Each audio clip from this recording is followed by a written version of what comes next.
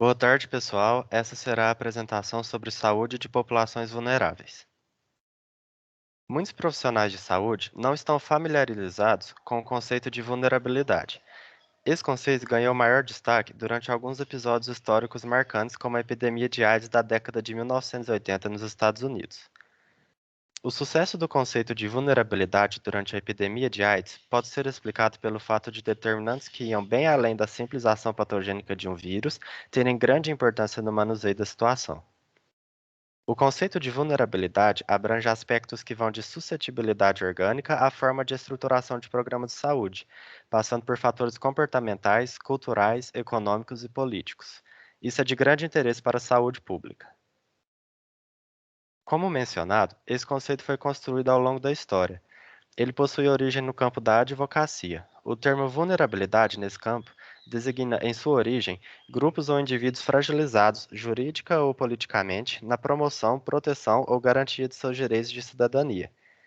Apesar dessa origem, é possível dizer que a penetrância desse termo à saúde é resultado do processo de progressivas interseções entre o ativismo na epidemia de AIDS e o movimento dos direitos humanos, especialmente nos países do Norte.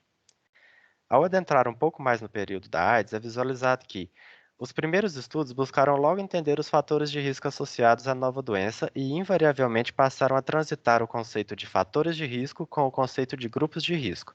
A noção de grupo de risco difundiu-se amplamente, especialmente por meio da grande mídia.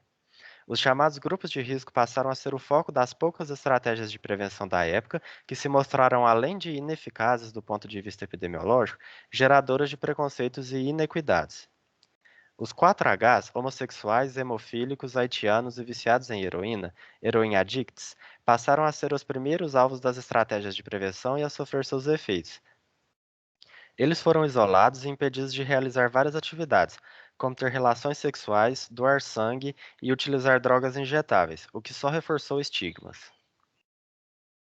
Após alguns anos, o vírus já havia sido isolado, como foi visto o envolvimento polêmico daquele Dr. Galo por esse feito no filme A Vida Continua, passado na nossa aula. E a epidemia não respeitava mais limites geográficos, sexo ou orientação sexual. O caráter transmissível já estava bem delimitado e os investimentos para tratamentos estavam aumentando. Dessa maneira, o conceito de grupo de risco sofre muitas críticas, parte porque o estágio da epidemia estava sofrendo mudanças e a insatisfação dos grupos que foram estigmatizados por ele rendeu muitas contestações. O movimento gay norte-americano teve uma grande participação nessas críticas. O conceito que toma lugar agora passou a ser o de comportamento de risco, que retira um pouco do estigma trazido pelo conceito anterior e estimula maiores cuidados individuais à medida que universaliza a preocupação com o problema, mas esse conceito também não foi muito efetivo, uma vez que a culpabilização do indivíduo entra em cena, a displicência pessoal passa a ser apontada como problema e alvo de críticas, o que realiza uma espécie de punição do afetado, algo que não é muito bom. Apesar de tudo, esse conceito sofreu muitas críticas porque as ações de prevenção não estavam sendo efetivas para barrar o avanço da epidemia entre os setores mais fragilizados da população, como os mais pobres e marginalizados. Nos dias atuais, surgiram novas técnicas que forneceram avanços para recursos diagnósticos, prognósticos e terapêuticos. Embora as atividades possuam limites importantes e essas tecnologias ainda sejam muito caras, o que inviabiliza para os marginalizados, o que inviabiliza para os marginalizados. Nesse contexto, surge a vulnerabilidade, que considera a chance de exposição das pessoas ao adoecimento como a resultante de um conjunto de aspectos não apenas individuais, mas também coletivos, contextuais, que acarretam maior suscetibilidade à infecção e ao adoecimento e à disponibilidade de recursos. Portanto, é possível dizer que a vulnerabilidade avalia três eixos interligados: o componente individual, que diz respeito ao grau e à qualidade da informação de que os indivíduos dispõem sobre o problema, a capacidade de elaborar essas informações e incorporá-las aos seus repertórios cotidianos de preocupações, e, finalmente, ao interesse e às possibilidades efetivas de transformar essas preocupações em práticas protegidas e protetoras. Também tem o componente social, que diz respeito à obtenção de informações, às possibilidades de interpretá-las e ao poder de as incorporar a mudanças práticas, o que não depende só dos indivíduos, mas de aspectos como acesso a meios de comunicação, escolarização, disponibilidade de recursos materiais, poder de influenciar decisões políticas, possibilidade de enfrentar barreiras culturais, estar livre de coerções violentas ou poder defender-se delas. E, por fim, o componente programático, que é a disponibilização de modo efetivo e democrático dos recursos sociais que os indivíduos necessitam para não se expor a algum problema de saúde e se proteger de seus danos. É fundamental a existência de esforços programáticos voltados nessa direção. Quanto maior for o grau e a qualidade de compromisso, recursos, gerência e monitoramento de programas nacionais, regionais ou locais de prevenção e cuidado relativo às doenças, maiores serão as chances de canalizar os recursos sociais existentes, otimizar seu uso e identificar a necessidade de outros recursos, fortalecendo os indivíduos diante de uma possível epidemia.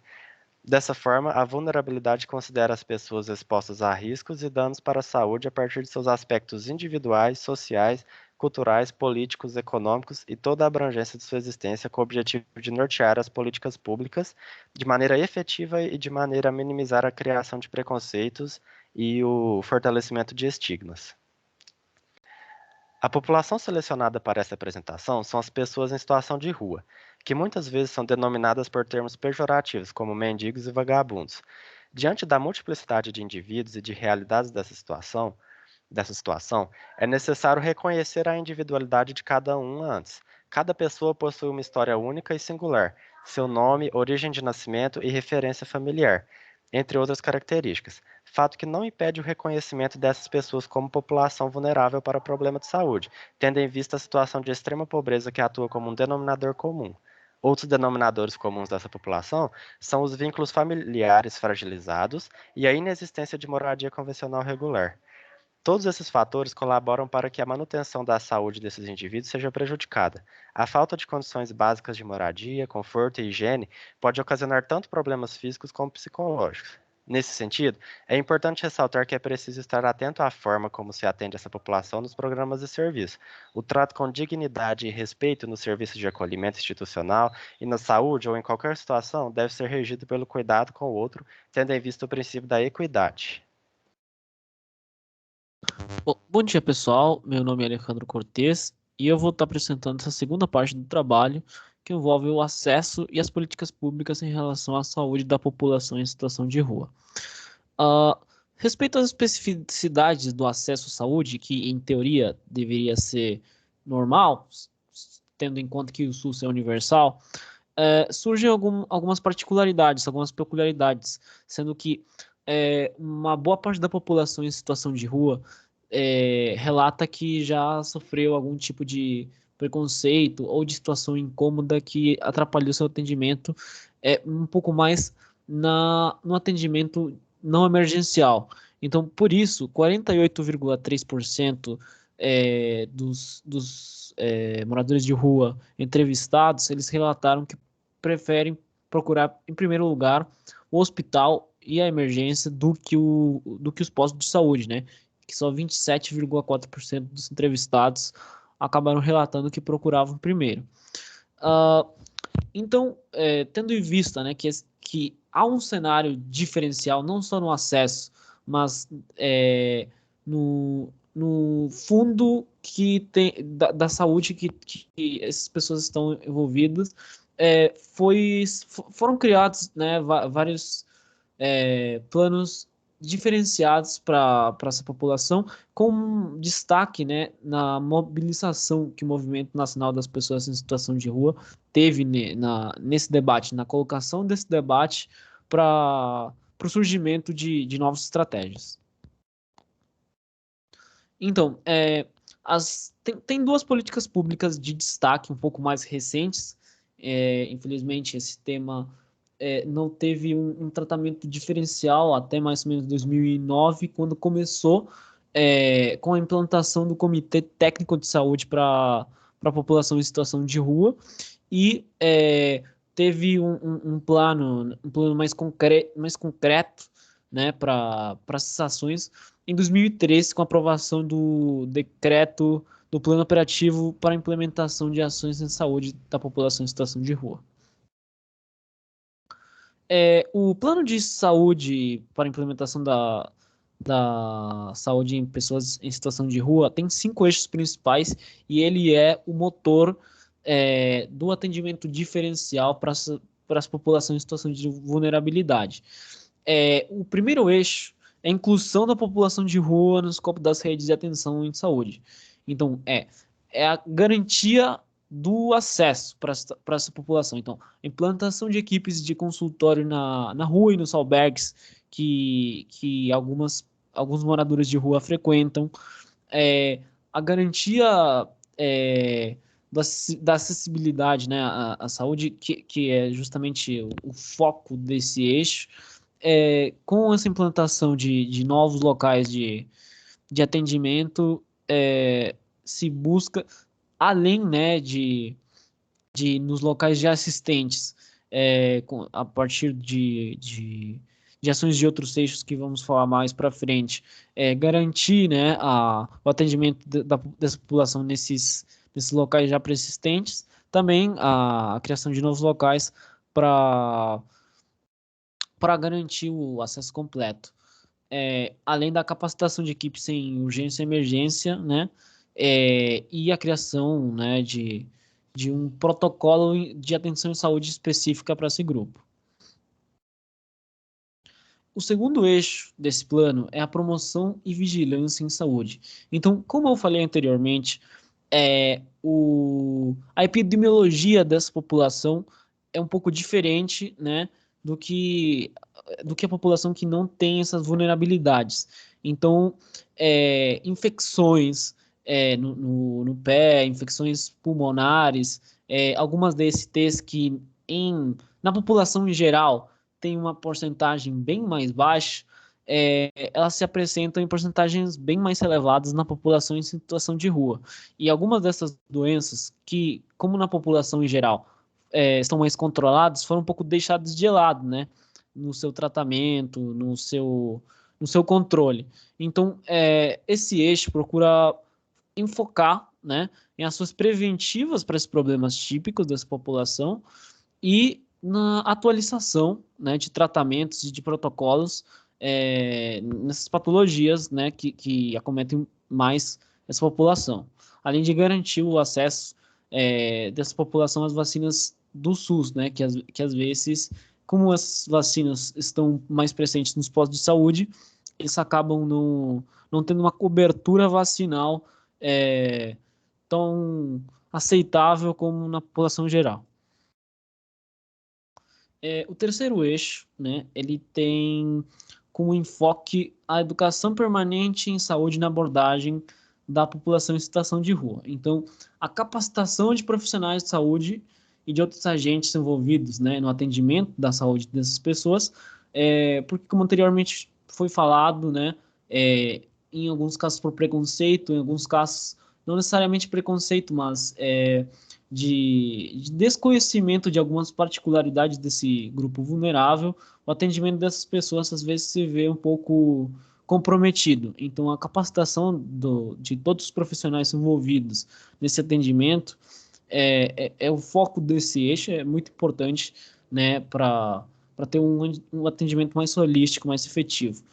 Além, e aí, né, ele entra em conexão com o eixo anterior, que é fomentar a pesquisa com foco na saúde da população em situação de rua. Então, como no outro eixo, né, às vezes se deixava um pouco de lado a pesquisa de doenças que acometem mais essa população, também se deixava um pouco de lado a atualização de dados da saúde da população em situação de rua.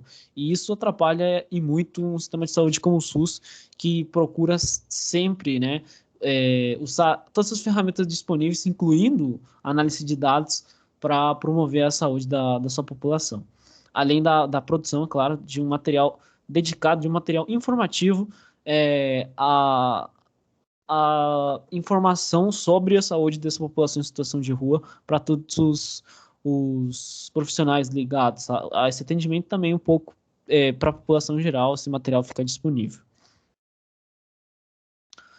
O quarto eixo é o fortalecimento da participação e do controle social.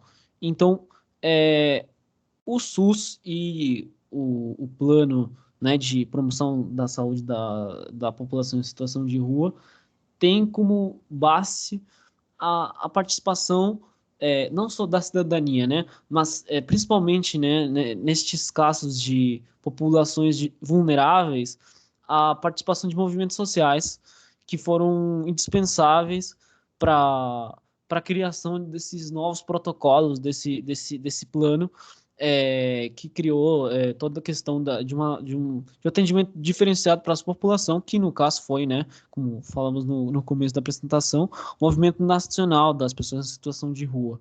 Então, a articulação das gestões públicas, tanto na esfera municipal como estadual, com pessoas, líderes desse movimento, é um dos focos desse eixo, né, para estimular também a participação de cidadãos que são afetados pelas decisões desse plano, até porque eles são parte desse grupo vulnerável. Então, não só a capacitação de líderes desse movimento social, mas a sua participação, né, nas instâncias decisivas. E o eixo 5, né, o último eixo do nosso plano, é o monitoramento e avaliação das ações de saúde para a população em situação de rua. Então, isso aqui esse eixo tem um foco de fiscalização e avaliação, né, das atividades executadas pelo plano de implementação de saúde das pessoas em situação de rua. Então, não só no sentido de atualização de dados para colocar as melhores estratégias possíveis e ver que parte do plano precisa de talvez um pouco mais atenção, mas também de fiscalização da qualidade do atendimento que está sendo prestado, se de fato está sendo implementado pelas administrações, tanto estadual quanto municipal, e tudo isso, né, acaba gerando vários dados que vão ser utilizados, ou seja, para correção, né, e que algumas administrações tenham a sua atenção chamada, ou para traçar estratégias mesmo e ajudar, né, o SUS, que é um sistema que adora analisar os dados e traçar e ter estratégias traçadas em tempo real, né? Bom, pessoal, foi isso. As referências bibliográficas que usamos nesse trabalho foram essas, né? E muito obrigado pela sua atenção.